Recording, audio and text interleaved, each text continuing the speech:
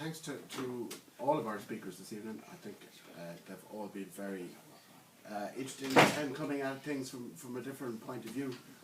Now we're going to call on the author himself, Carl, to say a few words. I don't think he's going to mention Guardiola and Manchester City at any point in this, but perhaps he is. So, our author, Carl, actually.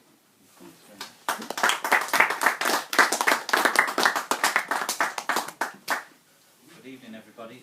Thanks a million for turning out and coming. I know the weather's been somewhat inclement from, I suppose, about 10 or 15 minutes since we sort of got to Gort and headed past there, but not to worry, and apologies to those people that were left waiting. It wasn't my intention for that to happen, but again, that's life. Things happen, and sometimes we just have to make the best of things. I've brought along a couple of sort of leaflets, this kind of stuff, in order to use the book launches to promote local mental health awareness organisations. And I'm absolutely flattered and delighted that I've been able to attract some high quality guest speakers to talk openly and candidly about the excellent work that they do in the community. So I'm merely acting as a conduit or a medium or a facilitator, if you like, to allow people the platform to talk about issues that are very close to my heart. And in a very personal sense, that it's nothing personal is rather tongue-in-cheek, of course, because it is all personal. And you know, it's actually a very humbling experience when I consider both this evening and the book launches and book signings in Limerick and Ennis, the fantastic people that have come out and shown their support and also been able to talk, you know, very, very, very eloquently and succinctly and pertinently about what they've done. I want to talk very briefly about intention. My ego somewhat loves the idea of selling loads of books and attracting lots of media attention and this kind of a thing, but that's not where I'm coming from with this book at all. It's just a one-person candid account of what I went through in a period of my life where I was able to make certain changes, and I was able to document those changes. And it's done with a high degree of humour. There's a bit of sort of self-loathing in there, there's a bit of poking fun at myself in there, and the idea is to be able to you know, if any other guy in their 30s or their 40s can relate to my account and it can help them with what they're going through, then that's exactly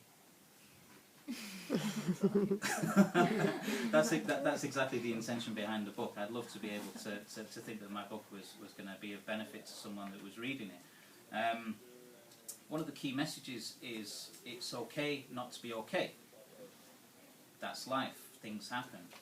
This idea that we need to be happy all the time is both misleading and of course impossible. So when you have ups and downs in life, it's very important to have a support network and people that you can trust, people that you can have around you to support you. And I've been blessed and very lucky that my family are no exception in that regard. But I'll leave the thanks till a little while. There's a quote that I wanted to share with you from one of the guest speakers at the Limerick book launch, a gentleman by the name of Vince Cullen. Vince has founded the Hungry Ghost retreats that he does through Sunyata, the organisation that I promote in the book, the Buddhist Retreat Centre in East Clare. And Vince talks about something that Dolores touched upon as well, that it doesn't really matter whether it's drink, drugs, sex, or chocolate rolls. We all get involved in something, and if we like it, we repeat it, we do it over and over again, it can become a problem, it can become an addiction. Or was it sausage rolls? Sausage rolls or chocolate rolls, I can't remember. So anyway, thankfully, I won't talk much longer. I'd just like to reiterate my thanks to both the guest speakers. Thanks to Vinny for hosting me this evening and the wonderful environment that is Charlie Byrne's Bookshop.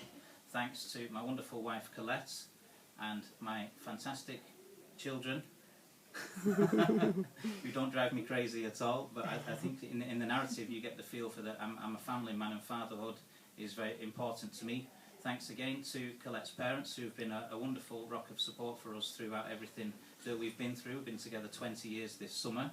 And again, you know, if it wasn't for the support networks out there that we have, then things would be a lot more difficult. So it's very important sometimes to take a step back from getting caught up in the day-to-day emotions and how we feel, to reflect upon the things that matter in life.